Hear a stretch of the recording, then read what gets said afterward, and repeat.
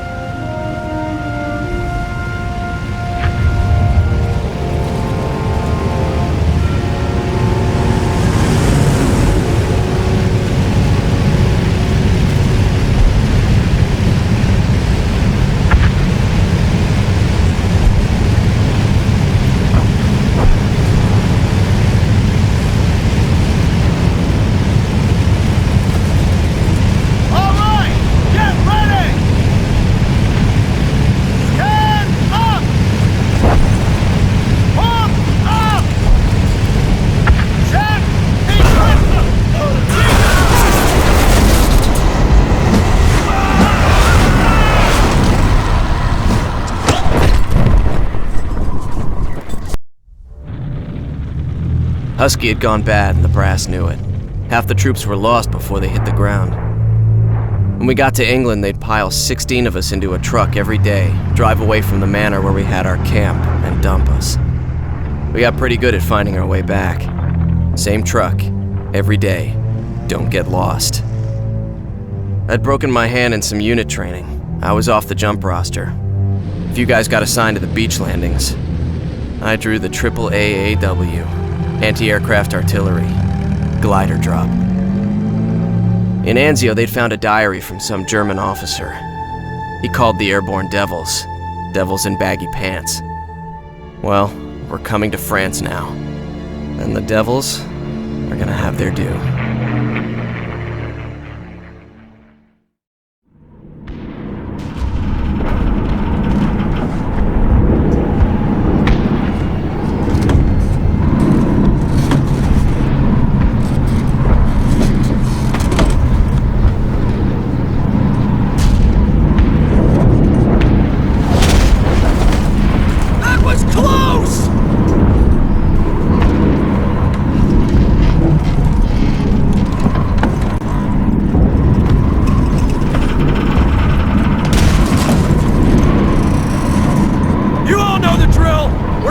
Bridges and crossroads!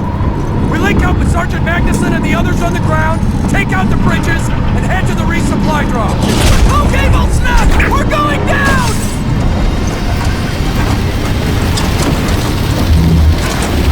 Brace yourself! Keep the nose up!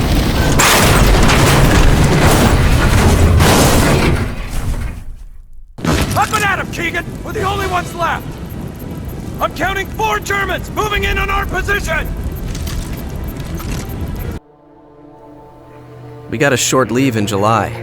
Most nights in a tent outside the same manor house north of London. A bunch of new recruits came in. Officers were building us up fast. Almost no time passed before we were in lockdown again. Our lines were stalled at the border of Holland. Monty had a scheme to break us through. Another Brit plan. At least the Brits were taking the heat this time, dropping 60 miles into enemy territory. We were 35 clicks in. We can do this. That's what we thought. Felt good to be back on the jump roster. This was the big one. Just might be home by Christmas.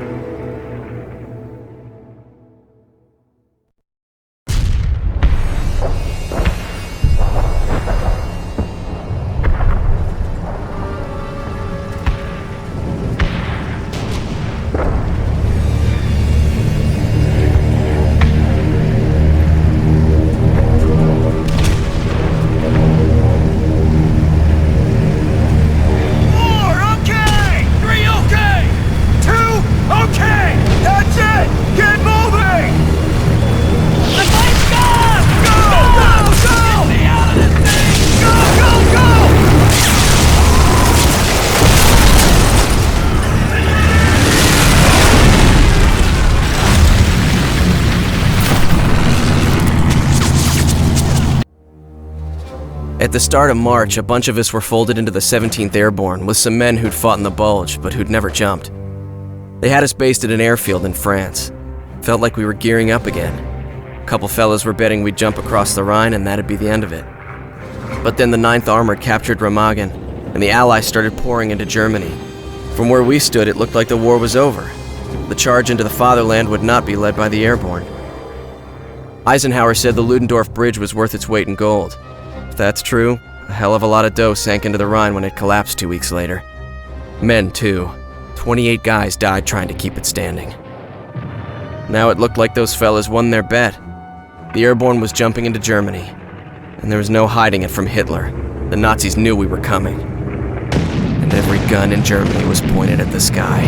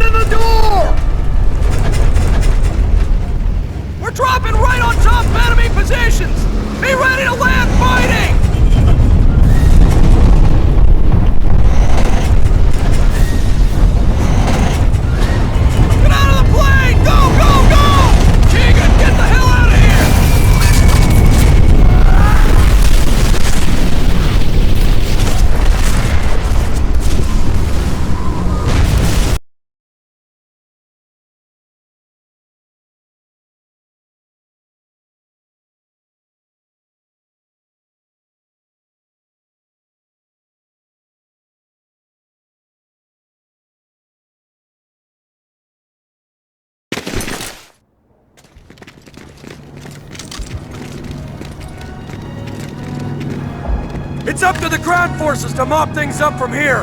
The Airborne's job in this war is done. What? No wise-ass comments, Lawson?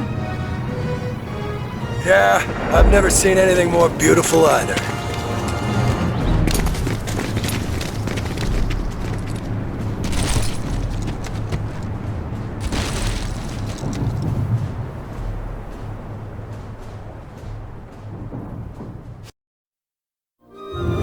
When the war ended, the 17th Airborne was disbanded. After seeing the fall of the Third Reich, the 82nd returned to the States, where they remained an active division. Over the years, they have answered the call for service throughout the world. In Panama, Vietnam, Grenada, Kuwait, the Balkans, and many more. The 82nd supported disaster relief when Hurricane Katrina hit New Orleans, and were deployed in conflicts in Iraq beginning in 2004. They are deployed there still. They call us the All-Americans, but we didn't fight for America, for freedom, or for democracy. Together, the Allies didn't fight for anything. What we fought against defined us. We fought against tyranny, cruelty, and oppression. The government's principles and institutions that rose in their place were for free people to choose long after we were gone.